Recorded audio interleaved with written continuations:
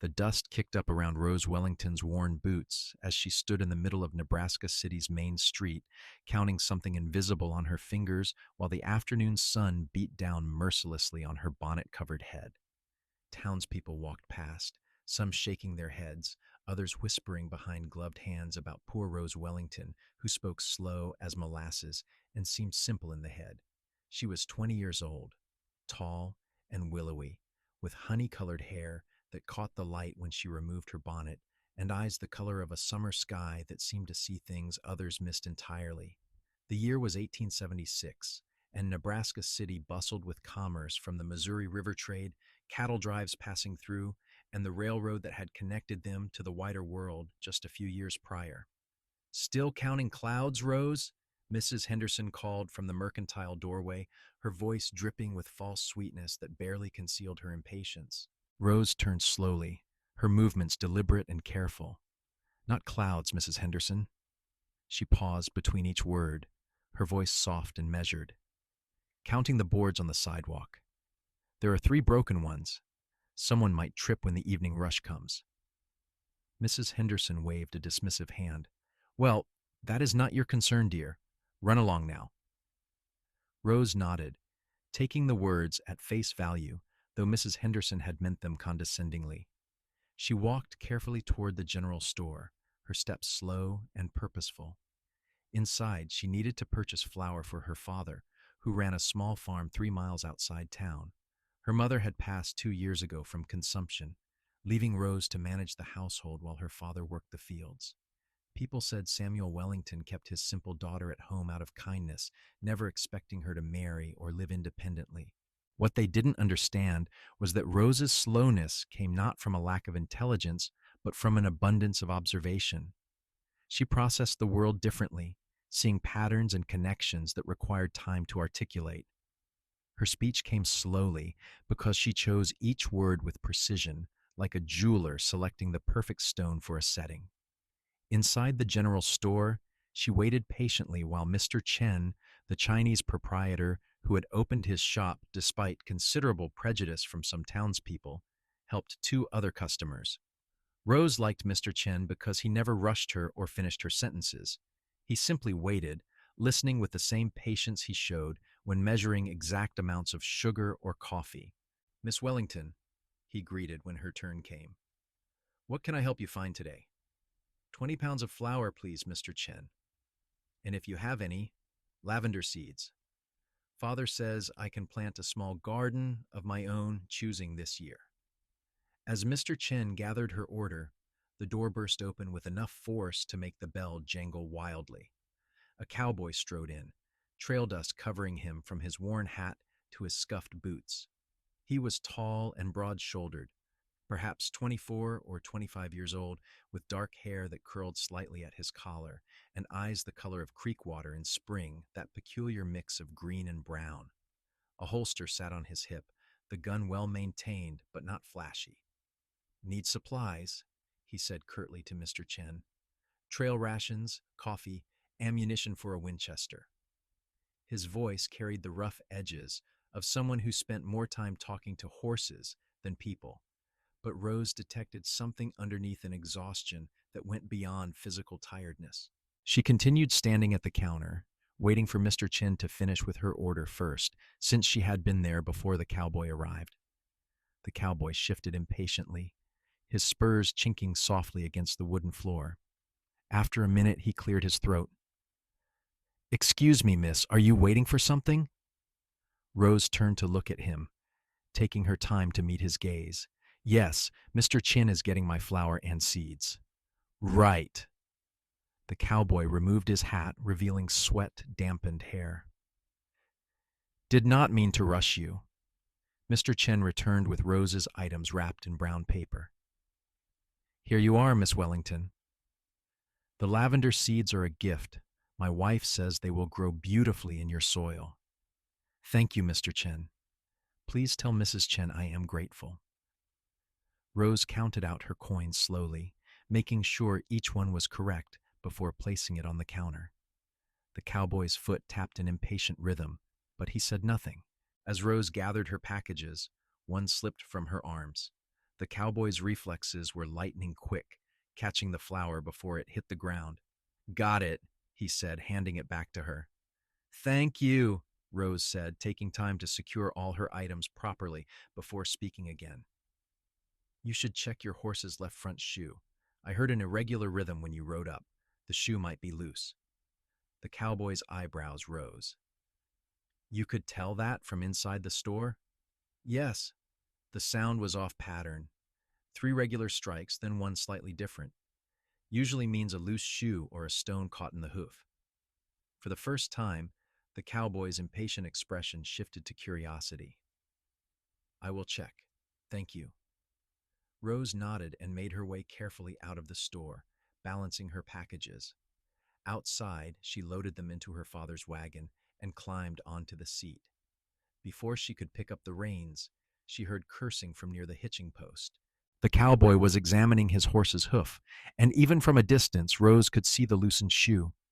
He looked up, catching her eye across the dusty street. Something in his expression had changed. A wariness had been replaced by interest. Rose clicked her tongue softly, and her father's old mare began the familiar journey home. That night, as Rose prepared supper in their small farmhouse kitchen, her father came in from the evening chores. Samuel Wellington was a weathered man of 52, with kind eyes and calloused hands that had worked the land for 3 decades. How was town, Rosie? He asked, washing up at the basin. Fine, father. I got your flower, and Mr. Chin gave me lavender seeds as a gift. That was kind of him. Samuel settled into his chair at the table. Anyone give you trouble? Rose considered the question as she stirred the pot of stew. Mrs. Henderson called me dear in that voice she uses. But no real trouble. A cowboy came into the store. He seemed impatient at first, but he caught my flower when I dropped it. That was neighborly of him. I told him his horse had a loose shoe. He checked, and I was right. Samuel smiled at his daughter. You have always had a way of noticing things others miss, Rosie. Your mother used to say you were born watching the world with ancient eyes. Rose ladled stew into bowls, moving with her characteristic care. People think I am simple because I speak slowly. People are often fools, daughter. Being simple and being thoughtful are not the same thing at all. Samuel took a bite of stew and sighed contentedly. This is delicious. You have your mother's gift for cooking, among other things. They ate in comfortable silence, the kind that only exists between people who understand each other completely. Later, as Rose washed the dishes, she found herself thinking about the cowboy's eyes, the way they had changed from impatience to curiosity. Most people never made it past impatience when dealing with her. 3 days later, Rose returned to town for the weekly market. She brought eggs and the vegetables from their garden, which she sold from the back of the wagon.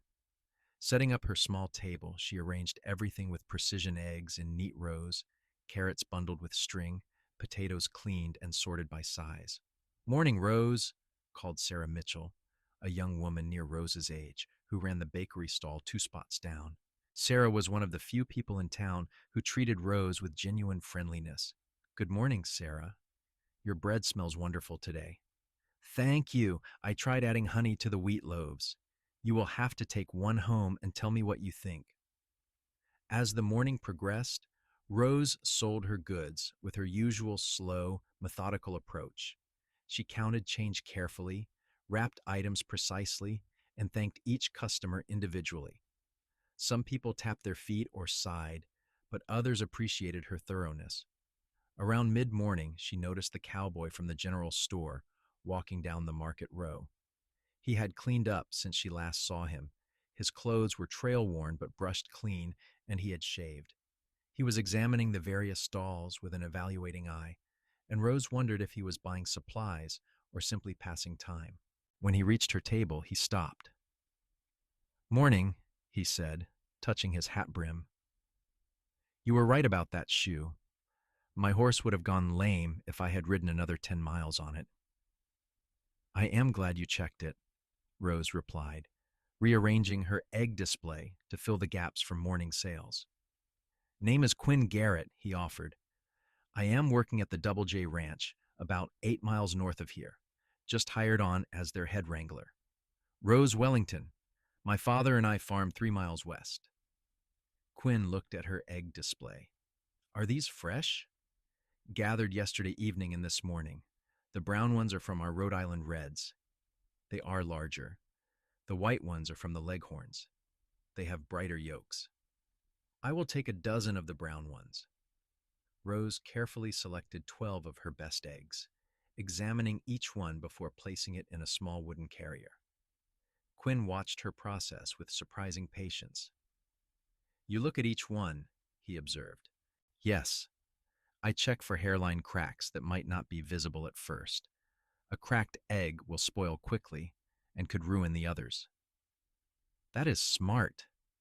Quinn handed her the coins, waiting as she counted them. You notice details most people miss. Rose met his eyes, surprised by the observation.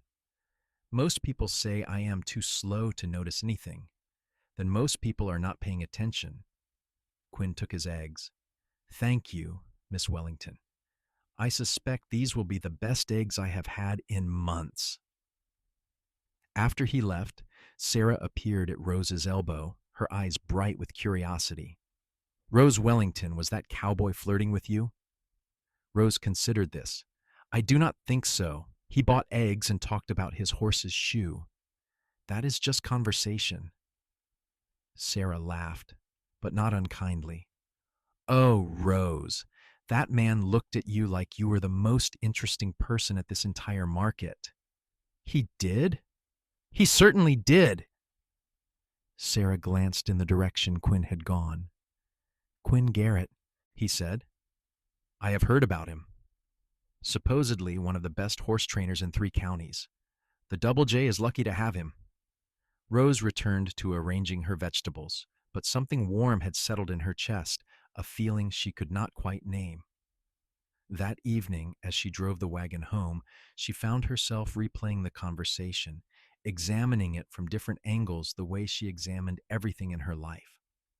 Over the next few weeks, Quinn became a regular presence at the Saturday market. He always stopped at Rose's stall, sometimes buying eggs or vegetables, sometimes just talking. He never seemed impatient with her careful speech or her long pauses. Instead, he waited, listening with an attention that felt like sunshine after years of shadow. Tell me about your ranch, Rose asked one Saturday, as she wrapped carrots for him. It is not mine, Quinn clarified. I work for the Jackson family. But it is good land.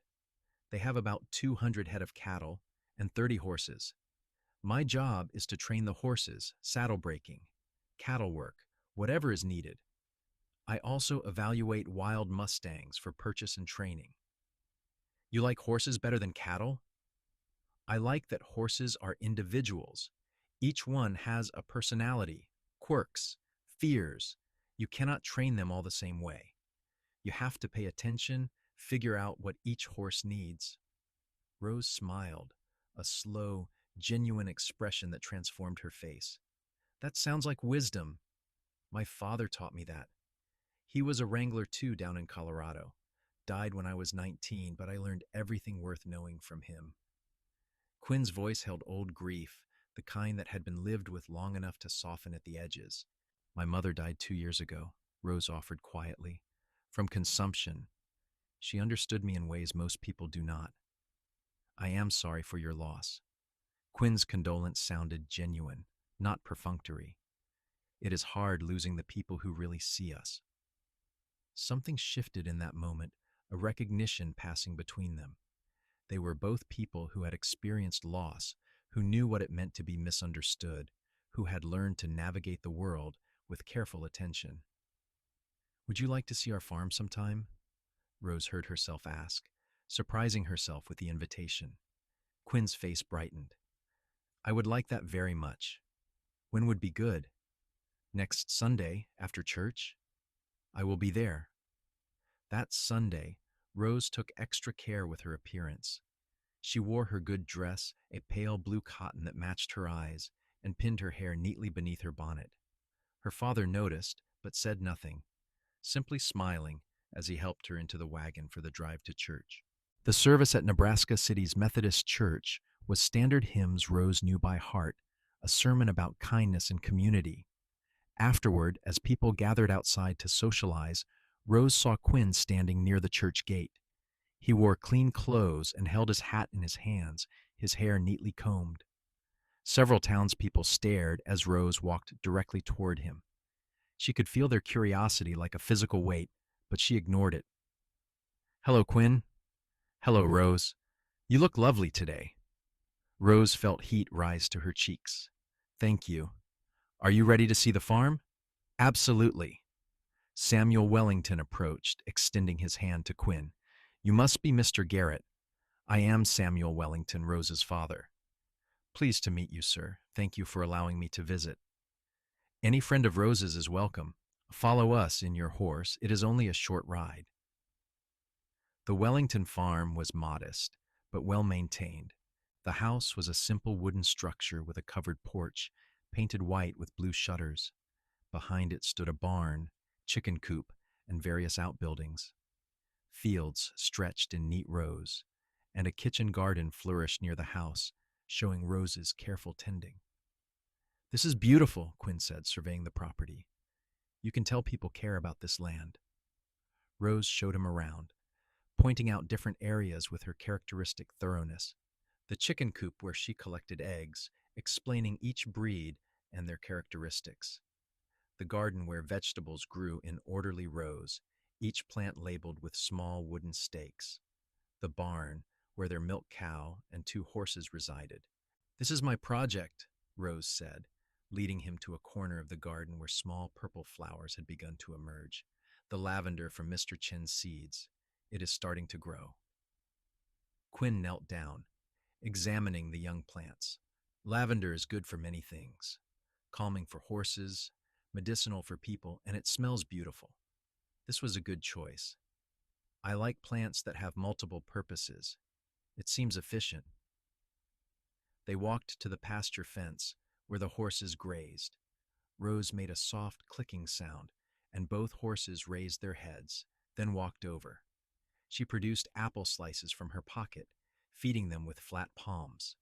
"You are good with them," Quinn observed. "They are like people.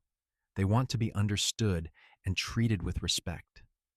The mare is named Daisy. She is cautious but loving once she trusts you. The gelding is Copper. He is more confident but can be stubborn when he thinks he knows better than you." Quinn laughed, a warm sound that made Rose's heart skip.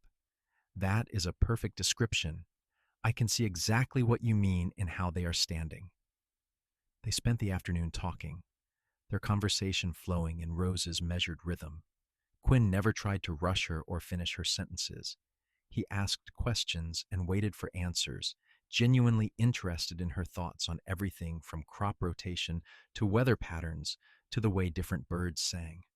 Samuel invited Quinn to stay for supper, and over roasted chicken and vegetables, the 3 of them talked easily. Samuel shared stories about the farm's history, while Quinn talked about his work with horses. Rose listened mostly, but when she spoke, both men gave her their complete attention. As the sun began to set, painting the sky in shades of orange and pink, Quinn reluctantly announced he needed to head back to the ranch. Rose walked him to his horse. "Thank you for today," Quinn said, adjusting his saddle. "This was one of the best Sundays I have had in a long time." "I enjoyed it too," Rose said softly. "You are welcome to visit again." "I would like that. Would it be all right if I came by next Sunday as well?" "Yes, I would like that very much." Quinn mounted his horse, then looked down at Rose. In the fading light, his eyes were serious. "Rose, I want you to know something. You are one of the most intelligent people I have ever met. The way you observe things, the connections you make, that is not being simple. That is being brilliant." Before Rose could respond, he tipped his hat and rode off toward the ranch. She stood watching until he disappeared from view, her hand pressed against her chest where her heart was beating faster than usual. The following Saturday at the market, Rose arrived to find her stall area decorated with wildflowers. Sarah was practically bouncing with excitement. "Quinn Garrett was here at dawn," Sarah whispered loudly. He picked all these flowers himself and arranged them around your stall. Rose, that man is courting you. Rose looked at the wildflowers, black-eyed Susans, prairie cone flowers, wild roses. They were arranged simply but beautifully, clearly chosen with care. Her chest felt tight with an emotion she was beginning to recognize as happiness. When Quinn arrived an hour later, Rose was still arranging her eggs, but she had woven some of the flowers into a small crown that sat on her table. "Thank you for the flowers," she said. "They are beautiful. I thought they might brighten up your stall, though honestly, you do that just by being here." Rose looked up at him, taking time to process his words. "That was a very kind thing to say. It is the truth." Quinn leaned against the table, his expression earnest. "Rose, I know we have not known each other long, but I want to keep seeing you. Properly, I mean.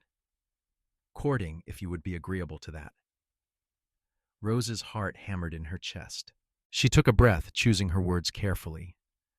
"I would be agreeable to that, but you should know that people think I am simple. They might give you a hard time for courting someone like me." "Let them think what they want. I know the truth, and that is all that matters. It might affect your reputation, make it harder to do business." Quinn straightened, his jaw setting in a stubborn line. "Anyone who judges me for courting you is not someone I want to do business with anyway. You are worth more than any reputation, Rose Wellington."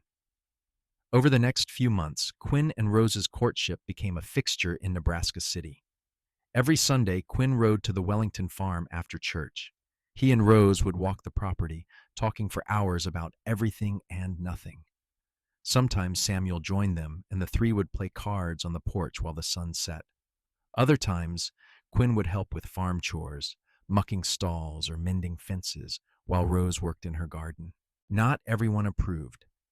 Mrs. Henderson made pointed comments about poor Quinn Garrett being taken advantage of by the simple Wellington girl who clearly had trapped him somehow. The banker's wife suggested that Rose was too slow to properly manage a household with a husband. Even some well-meaning people expressed concern that Quinn was making a mistake, but Quinn never wavered.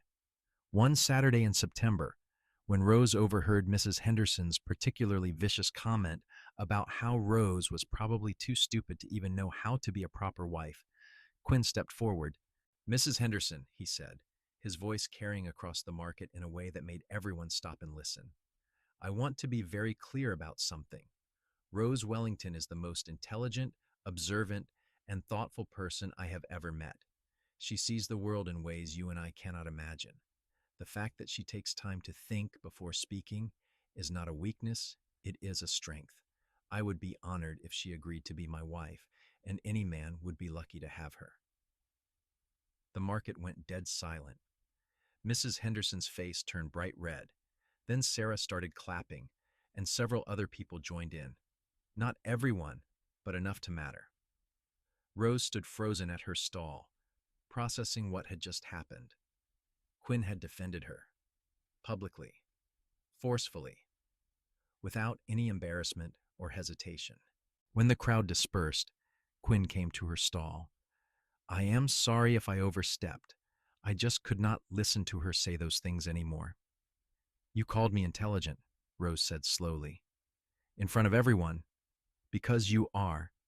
You said you would be honored if I agreed to be your wife." Quinn's eyes widened slightly, as if he had not quite realized the full implication of his public declaration. "I did say that." "Did you mean it?" He took a deep breath. "Yes.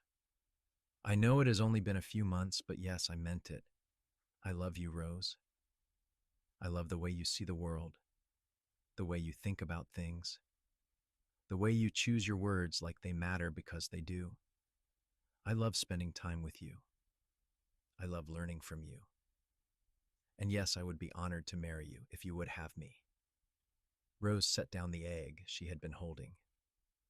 She took her time, looking at Quinn's face, reading the sincerity there. This man had listened to her when no one else would. He had waited patiently through her pauses, never rushing her. He had seen her intelligence when others saw only slowness. He had defended her publicly and loved her genuinely. Yes, she said finally. I would have you. I love you too, Quinn Garrett. Quinn's face broke into a smile that outshone the September sun. He reached across the table and took her hand, his calloused fingers gentle against hers. Around them, people were starting to notice and whisper, but neither of them cared. That evening, Quinn formally asked Samuel for permission to marry Rose. They sat on the porch as the sun set, Rose inside preparing coffee, but listening through the open window.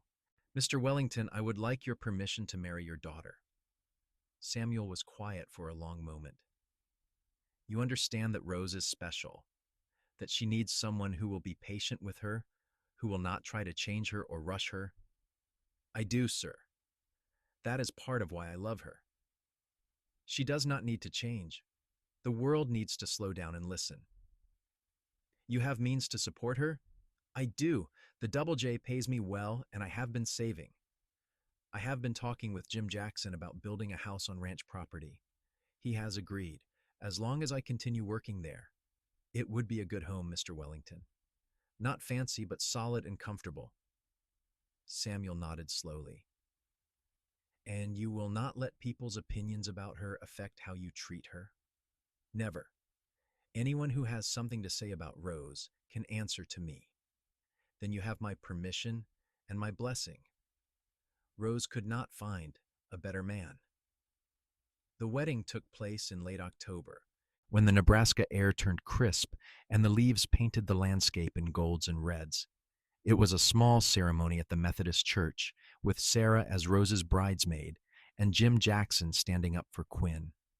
Samuel walked Rose down the aisle, his eyes wet with tears, but his smile proud. Rose wore a simple white dress that she had sewn herself with Sarah's help. In her hair, she wore the lavender from her garden, now dried and fragrant. She moved slowly down the aisle, taking in every detail: the way the afternoon light streamed through the windows, the way Quinn's face transformed when he saw her, the way her father's hand trembled slightly on her arm. When she reached the front, Quinn took her hand and whispered, "You are beautiful." The minister, Reverend Thomas, conducted a traditional ceremony. When he asked if anyone objected to the union, there was a tense moment of silence. Mrs. Henderson sat stiffly in her pew, but she said nothing. No one did. I, Quinn Garrett, take you, Rose Wellington, to be my lawfully wedded wife, Quinn said clearly, his eyes never leaving Rose's face. I promise to listen to you, to honor your thoughts, to protect your heart, and to love you for all my days. I, Rose Wellington, take you, Quinn Garrett, to be my lawfully wedded husband, Rose said in her slow, careful way. I promise to share my thoughts with you, to honor your heart, to support your dreams, and to love you for all my days. When Reverend Thomas pronounced them married, Quinn kissed Rose gently, and the church erupted in applause. Not everyone clapped, but most did, and those who did meant it. The reception was held at the Cattleman's Hotel, the nicest establishment in Nebraska City. Jim Jackson had insisted on hosting it as a wedding gift. There was food and music, and people danced while Rose and Quinn sat at the head table, their hands clasped together. Sarah gave a toast. I have known Rose Wellington since we were children. She has always been special, seeing things others miss, thinking deeply about the world. Today, she married a man who recognizes that specialness for what it truly is, a gift to Rose and Quinn. Later, as guests mingled and talked, Rose found herself approached by several townspeople who had previously dismissed her. Mrs. Garrett, said Mr. Thompson, who owned the hardware store, I want to apologize. I have been one of those people who misjudged you. Watching you and your husband today, seeing how he looks at you and listens to you, it made me think. I have been a fool. Rose took her time responding, processing his words. Thank you, Mr. Thompson. That means a great deal to me. Others came forward with similar sentiments. Not everyone, some people would never change their minds, but enough people that Rose felt a shift in how the town saw her. Quinn's loud public love had made people reconsider their assumptions. As the evening wound down, Quinn and Rose prepared to leave for their new home. Jim Jackson had given them the weekend off, and the house Quinn had built was ready and waiting. Samuel embraced his daughter tightly. Your mother would be so proud of you, Rosie. She always knew you were special. I will visit often, Rose promised. I know you will, and I expect to be invited for Sunday dinners regularly. Every Sunday, Rose agreed. The ride to the Double J Ranch took about an hour in the wagon Quinn had borrowed. Rose sat close to Quinn, her head resting against his shoulder as they traveled through the darkening landscape. The October stars were beginning to emerge, bright against the deepening blue. Are you happy? Quinn asked softly. Rose considered the question in her thorough way. Yes, very happy. Today was overwhelming in the best possible way. But I am glad it is just us now. Me too. The house Quinn had built sat on a gentle rise about a quarter-mile from the main ranch buildings. It was small, just 4 rooms, but beautifully constructed. Quinn had paid attention to every detail, from the solid foundation to the tight-fitting windows. Inside, he had built furniture with his own hands. A bed frame, a table, chairs, shelves. Quinn, this is wonderful, Rose said, walking slowly through each room, taking in every detail. I wanted it to be perfect for you. The kitchen faces east, so you will have morning light. There is space for a garden out back. And I built you this. He led her to a corner of the main room, where a small desk sat with a chair. I thought you might want a place to write or think, somewhere that is just yours. Rose felt tears prick her eyes. You built me a desk. You always have such interesting thoughts. I thought maybe you would want to write them down. She turned and kissed him, trying to pour all her feelings into the gesture, gratitude, love, wonder that this man existed and had chosen her. That night, as they lay together in their new bed, Rose felt a contentment she had never imagined possible. Quinn's arms were warm around her, his breathing steady against her hair. Rose, he murmured sleepily. Yes? Thank you for agreeing to marry me. Thank you for letting me into your world. Thank you for listening, for seeing me. Always. The first few months of marriage were an adjustment, but a joyful one.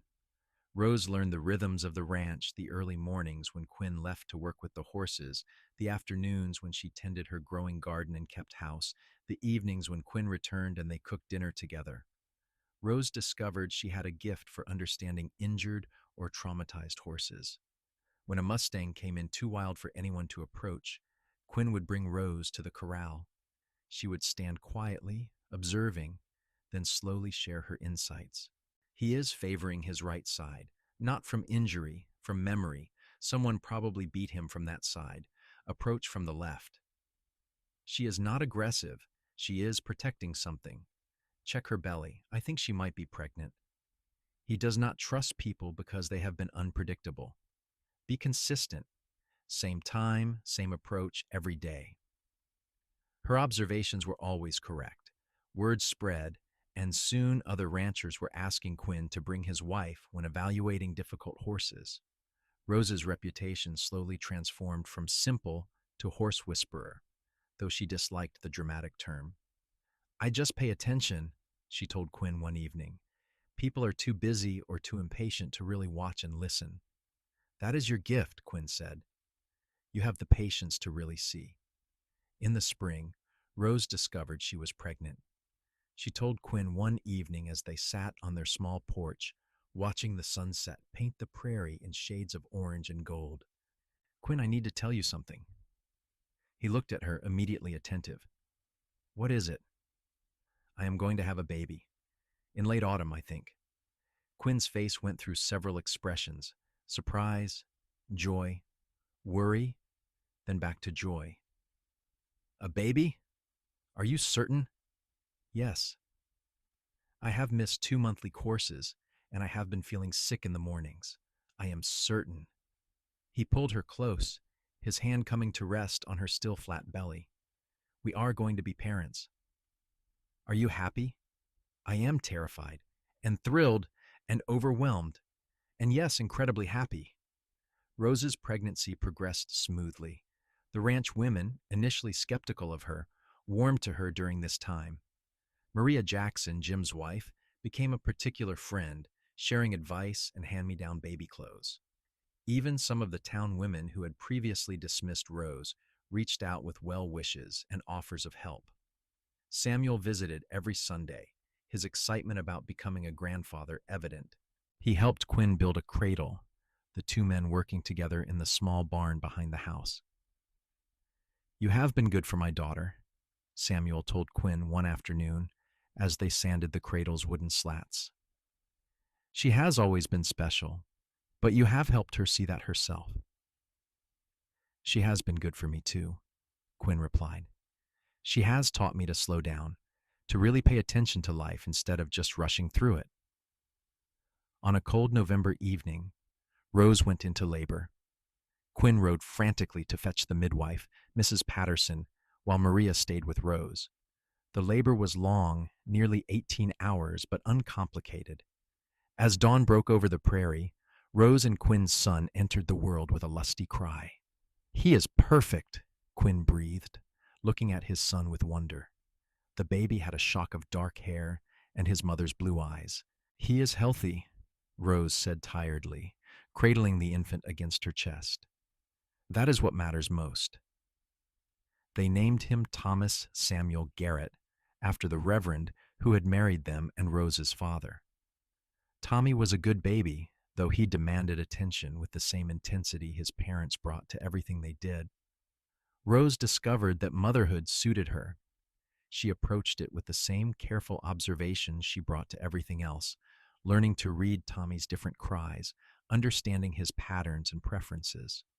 Quinn was a devoted father, walking the floor with Tommy in the evenings when Rose needed rest, singing him old cowboy songs in his rough voice. The town's perception of Rose continued to shift. Watching her with Tommy, seeing how thoughtfully she parented, people began to truly understand that she had never been simple, just different. The doctor even consulted her about a rancher's daughter who spoke similarly to Rose, asking for advice on helping the family understand the girl's needs. "She is not slow," Rose told the girl's worried parents. "She is careful. Give her time to process and respond. Listen to what she says instead of how fast she says it. She will show you how intelligent she is if you give her space to do it." The parents left with tears in their eyes, thanking Rose profusely. It became a turning point. Rose was now seen not as someone who needed accommodation, but as someone with unique insights to offer. When Tommy was 2 years old, Rose discovered she was pregnant again. This time, the news came with less surprise and more quiet joy. They had hoped for more children, wanting Tommy to have siblings. "I hope it is a girl this time," Quinn said, his hand on Rose's belly. "A daughter with your beautiful eyes and careful way of seeing the world." "Boy or girl, as long as they are healthy," Rose said. But privately, she hoped for a girl too. Their daughter was born on a warm June evening, arriving much faster than Tommy had. She had Rose's honey-colored hair and Quinn's green-brown eyes, and they named her Clara May Garrett after both their mothers. Clara was different from Tommy, quieter, more observant, slow to speak but quick to understand. By the time she was 3, Rose recognized the signs. "She is like me," Rose told Quinn one evening, as they watched Clara carefully stacking blocks, taking long pauses between each placement to ensure it was exactly right. "Is that worrying you?" "No, but I want to make sure we help her in ways I was not helped. I want her to know from the beginning that she is not simple or slow. She is thoughtful and careful, and that is a gift." They raised their children with intention, teaching them to value careful thought, to listen more than they spoke, to observe the world around them. Tommy grew into a quick-talking, quick-moving boy who nonetheless learned to slow down when his sister needed him to. Clara grew into a thoughtful, observant girl who expressed herself in her own time and in her own way. The ranch continued to thrive. Quinn's reputation as a horse trainer grew, and he began traveling occasionally to other ranches, always returning with stories and additional income. Rose's garden expanded into a small operation, selling vegetables and herbs to several families in town and supplying the ranch kitchen. Samuel remained a fixture in their lives, visiting every Sunday for dinner. As he aged, Quinn and Rose suggested he move into their home, but he refused. "I like my independence," he said stubbornly, "but I appreciate having you close by." When Tommy was 7 and Clara was 5, the town held its annual harvest festival. Rose had always attended, but usually stayed on the edges, avoiding the crowds and noise. This year, however, she had been asked to judge the vegetable competition, a recognition of her expertise. She stood at the judging table, carefully examining each entry. The crowd watched as she took her time, inspecting root vegetables for firmness and flavor, testing tomatoes for texture and taste. She made notes in her careful handwriting, taking breaks when she needed to process what she was evaluating. Finally, she announced her decisions, explaining in detail why each winner had been chosen. The crowd listened attentively, not with the impatient tolerance they once showed her, but with genuine interest and respect. "Mrs. Garrett has a real gift for understanding plants," someone said loudly. "Always did," another voice agreed. "We were just too foolish to recognize it." That evening, as the festival wound down and families gathered around a bonfire, Clara tugged on Rose's skirt. "Mama, people were listening to you today. Really listening." "Yes, sweetheart, they were. Because you are smart, because they finally realized that being careful and being smart are the same thing." Clara nodded seriously, processing this information in her characteristic way. Then she smiled, a slow, beautiful expression that reminded Rose of herself. "I am going to be like you when I grow up." "You already are like me," Rose said, kissing her daughter's forehead. "And that is a wonderful thing." Years passed in the way they do slowly in the living, but quickly in the remembering. Tommy grew tall and strong, more like his father every day, with a gift for understanding both horses and people. Clara grew into a thoughtful young woman whose careful observations made her invaluable to the ranch operations. She had a gift for reading weather patterns and predicting storms, often giving the ranch hours of extra warning to prepare. Samuel passed away peacefully in his sleep at the age of 71, during the winter when Tommy was 15 and Clara was 13.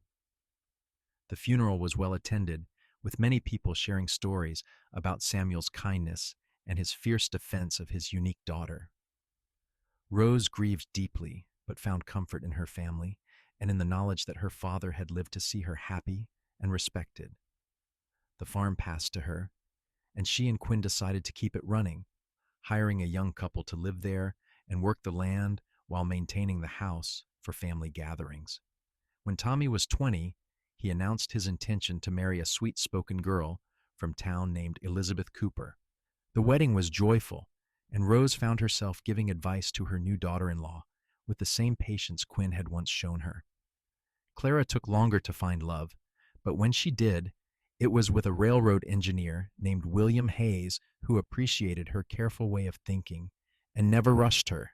Their courtship was slow and thorough, and their wedding when Clara was 23 was a quiet, beautiful affair. Through it all, Rose and Quinn's love deepened and matured. They developed the kind of partnership that comes from truly knowing another person, understanding their silences as well as their words, supporting their dreams, weathering their sorrows. On their 20th anniversary, Quinn took Rose back to the spot where their house stood. He had prepared a picnic, and they sat on a blanket watching the sunset, much as they had done countless times before. "Do you remember what I said to Mrs. Henderson at the market?" Quinn asked. "About how you see the world in ways others cannot imagine?" "I remember. I have spent 20 years with you, Rose, and I am still discovering new things about how your mind works, still learning from you. You have made me a better person, more patient, more observant, more thoughtful." Rose took her time responding, as she always did. "You gave me something I never thought I would have. You gave me confidence, respect. You loved me exactly as I am and never asked me to be different. That is the greatest gift anyone has ever given me. They sat in comfortable silence, watching the sun paint the sky in brilliant colors. Around them, the prairie stretched endlessly, alive with birdsong and rustling grass. The house Quinn had built stood solid and welcoming. Somewhere on the ranch, their children were living their own lives, carrying forward the lessons about patience, observation, and love. 20 more years? Quinn asked softly. And 20 after that, Rose replied. For as long as we have. When Rose was 45 and Quinn was 49, Tommy made them grandparents. His wife Elizabeth delivered a healthy baby boy they named Quinn Samuel, after both grandfathers. The baby had Tommy's quick energy, but also a watchful quality that reminded Rose of herself. He studies everything, Tommy said wonderingly when the baby was 6 months old. He just stares at things for the longest time, like he is trying to figure them out. That is good, Rose said, holding her grandson. The world needs people who really look at things. 2 years later, Clara had twins, a boy and a girl named Henry and Iris. They were opposite in temperament. Henry quick and chattering, Iris slow and observant, like her mother and grandmother.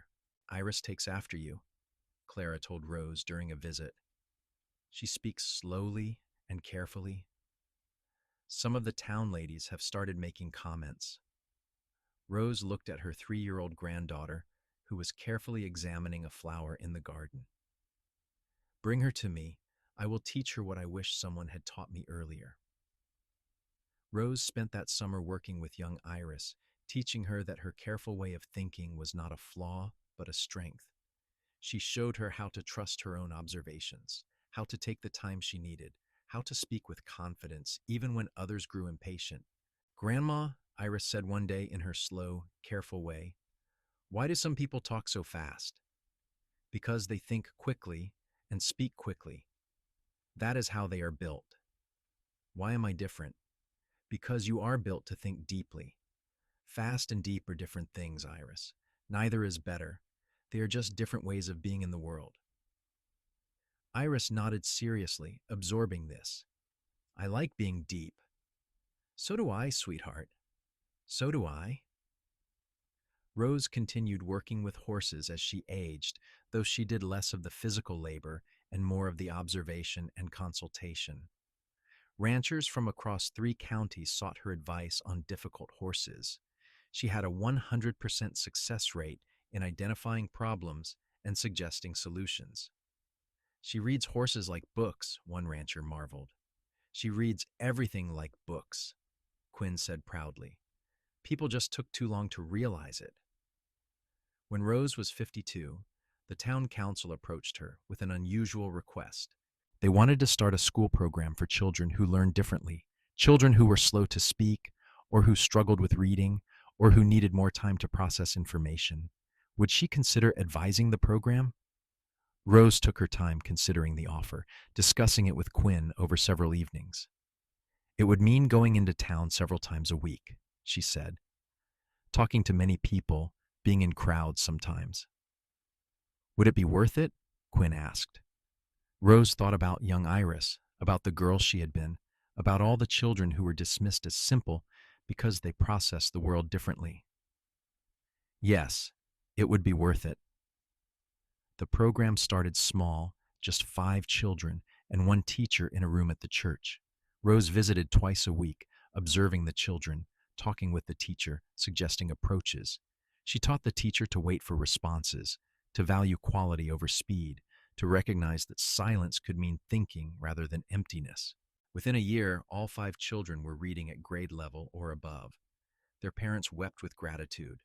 The program expanded. By the time Rose was 55, the Wellington method, as it came to be called, was being discussed at education conferences in Omaha and Lincoln. Teachers traveled to Nebraska City to observe Rose's work.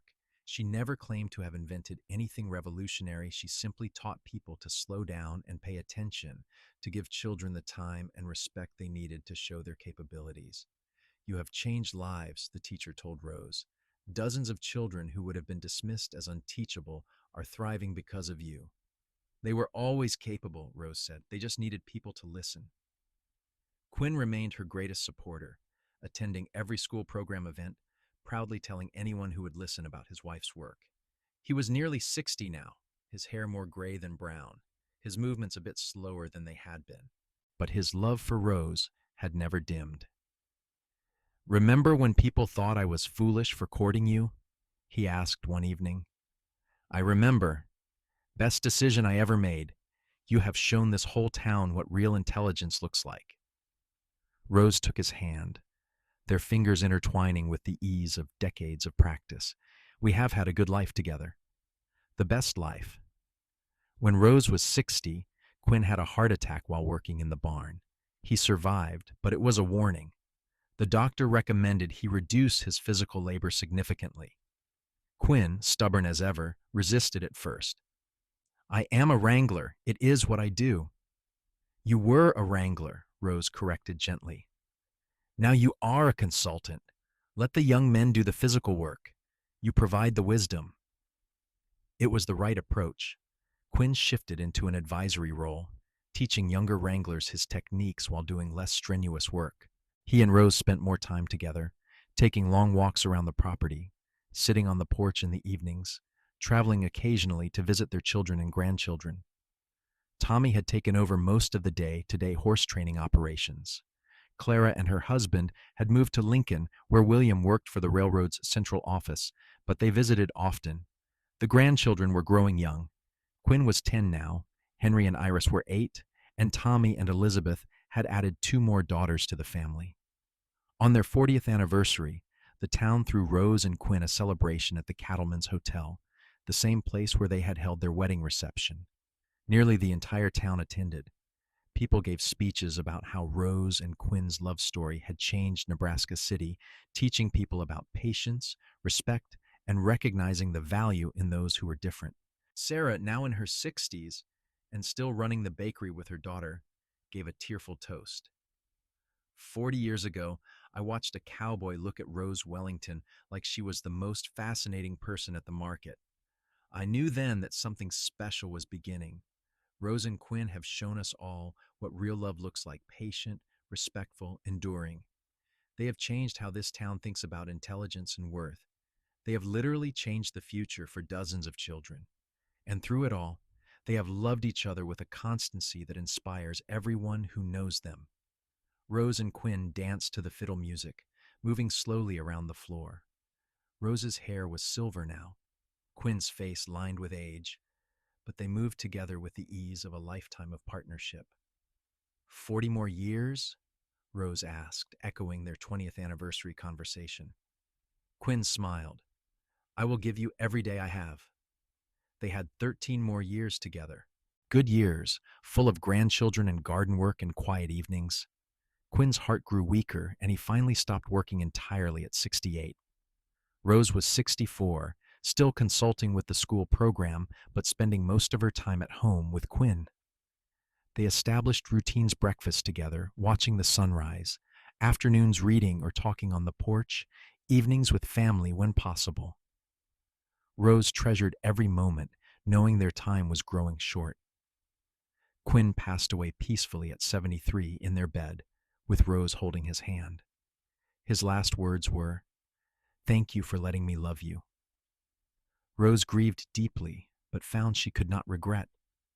They had been given 53 years together, far more than many people received. She had been loved completely and had loved completely in return. She continued living in the house Quinn had built, now surrounded by children, grandchildren, and great-grandchildren. Tommy took over full operations of the ranch. Clara returned from Lincoln after William retired, settling in Nebraska City to be closer to Rose. Rose continued her work with the school program into her 70s, finally retiring at 75. The program was well established by then, with trained teachers who understood her methods. A scholarship fund had been established in her name for children who learned differently. On quiet evenings, Rose would sit on the porch, looking out at the prairie where she and Quinn had walked so many times. She could almost feel him beside her, hear his voice asking about her day. see his smile when she shared some careful observation. She lived to be 87, remaining sharp and observant until the end. Her last summer was spent surrounded by family children, grandchildren, great-grandchildren, and even a few great-great-grandchildren. They came to the house Quinn had built, bringing food and stories and love. Iris, now in her 60s and a teacher herself using Rose's methods, sat with her grandmother one August afternoon. "Grandma, you changed everything for so many of us. You showed us that thinking differently was not wrong." Rose smiled, taking Iris's hand. Her words came slowly, as they always had. "The world needed to learn to listen. I am glad I could teach them." "You loved Grandpa Quinn very much." "Yes. He listened when no one else would. He saw me when others looked away. That was the greatest gift of my life."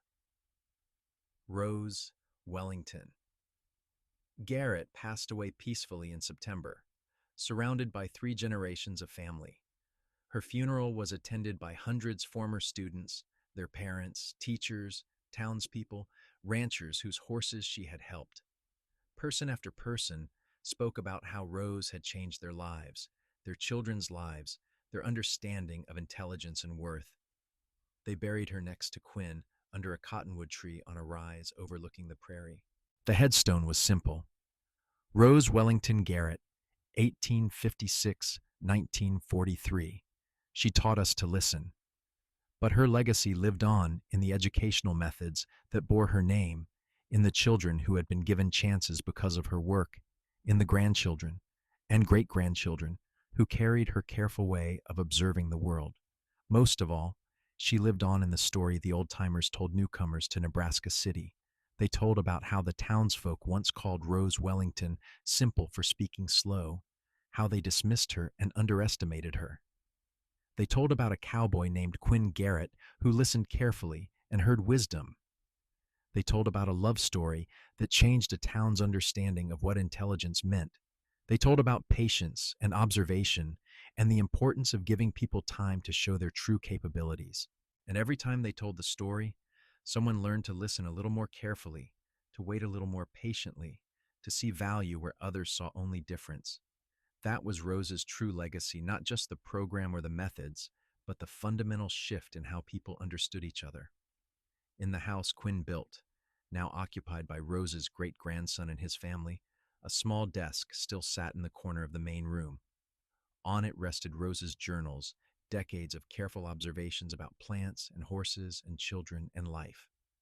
The family preserved them carefully, sometimes reading passages aloud to remind themselves of Rose's wisdom. One entry from early in Rose and Quinn's marriage had become a family favorite. "Quinn says I see the world differently than others. I think everyone sees differently. We just need to make space for all the different ways of seeing. That is when we truly understand, when we stop rushing and start paying attention to what others show us." The town of Nebraska City continued to grow and change, but Rose's influence remained. The school program she helped establish became a model for other communities. A wing of the expanded schoolhouse was named in her honor. Every year, the Wellington Scholarship was awarded to students who showed exceptional observational skills or who learned in ways that required patience and understanding. But perhaps the most fitting tribute was simpler. Throughout Nebraska City, in schools and homes and businesses, people remembered to slow down sometimes, to listen carefully, to give others the time and space to show their capabilities, to recognize that different did not mean less. That was the gift Rose Wellington had given the world, and it continued long after she was gone. Her love story with Quinn Garrett became the town's love story, a reminder that the best relationships, the deepest connections, come from really seeing each other, from listening carefully, from having the patience to let understanding develop in its own time. And somewhere on the prairie, where the wind still whispered through the grass and the cottonwood trees still grew, the love between a careful woman and a patient cowboy continued to echo through the generations, teaching everyone who heard their story about the power of really listening, really seeing, really loving someone exactly as they are.